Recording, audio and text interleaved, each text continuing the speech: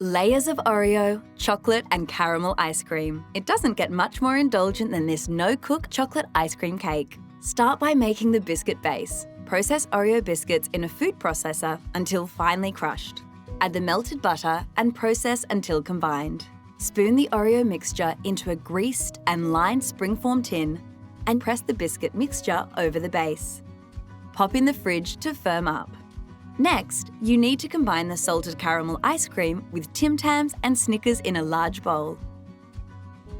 Spoon the mixture over the biscuit base and smooth the surface. Pop in the freezer for 30 minutes or until just firm. When the caramel ice cream layer is ready, combine the chocolate ice cream, summer roll and Ferrero Rocher in a large bowl.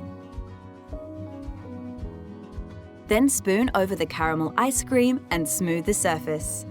Pop back in the freezer for 6 hours or until set. Working quickly, transfer the cake to a serving plate. Then drizzle with chocolate topping and decorate with a selection of chocolates and biscuits. Drizzle with more topping if needed. Go all out with this stress-free, no-bake cake. It's perfect for casual entertaining.